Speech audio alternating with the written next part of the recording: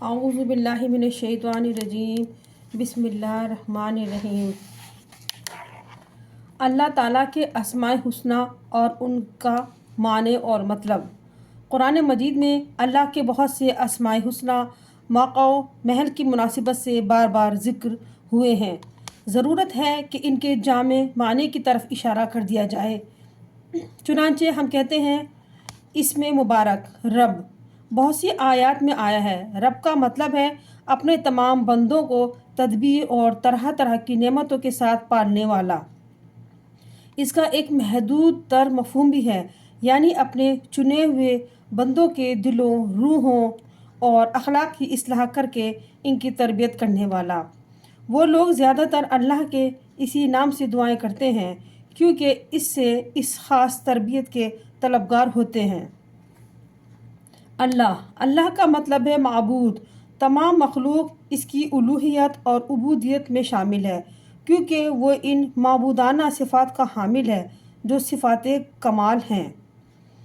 الملک بادشاہ اور المالک بادشاہی اسی کی ہے، اسی لیے وہ بادشاہ کی صفات سے متصف ہے، یعنی عظمت، کبریائی، غلبہ، تدبیر اور انتظام وغیرہ۔ اسے تخلیق میں احکامات جاری کرنے میں اور جزا اور سزا دینے میں مطلقاً تصرف حاصل ہے۔ اوپر والا اور نیچے والا سارا جہان اس کی ملکیت ہے، سب اس کے بندے، مملوک اور محتاج ہیں، وہی اکیلا مالک ہے۔ الواحد ایک، الاحد یکتا، وہ تمام صفات کاملہ میں یکتا ہے، ان میں اس کے ساتھ کوئی شریک نہیں۔ بندوں کا فرض ہے کہ اسے عقلی طور پر، زبانی طور پر اور عملی طور پر ایک مانیں، یعنی اس کے کمال مطلق کا اعتراف کریں، وحدانیت صرف اسی کے لیے تسلیم کریں اور ہر قسم کی عبادت صرف اکیلے اس کے لیے خاص کر دیں۔ الصمد بے نیاز، یعنی وہی ذات ہے جس کی طرف تمام مخلوقات اپنی تمام ضرورتوں، تمام مجبوریوں اور تمام حالات میں متوجہ ہوتی ہیں کیونکہ وہ اپنی ذات میں، اسماء میں، صفات میں اور افعال میں لامحدود کاملیت سے متصف ہے۔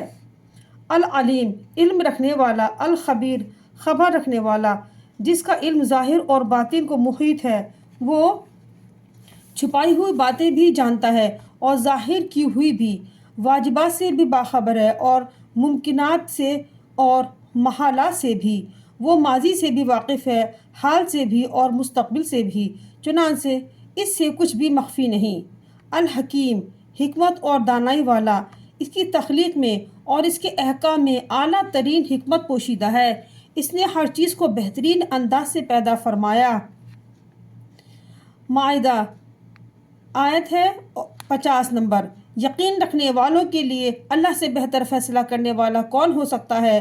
وہ کسی چیز کو بے مقصد پیدا کرتا ہے نہ بے فائدہ، کوئی قانون جاری فرماتا ہے، دنیا اور آخرت میں اسی کا فیصلہ نافذ ہے، تینوں طرح کے حکم اسی کے لیے ہیں، ان میں اس کا کوئی شریک نہیں، یعنی شریعت اور احکام نافذ کرنے میں بھی بندوں کے درمیان وہی فیصلہ کرتا ہے، تقدیر میں بھی اور جزا اور سزا میں بھی۔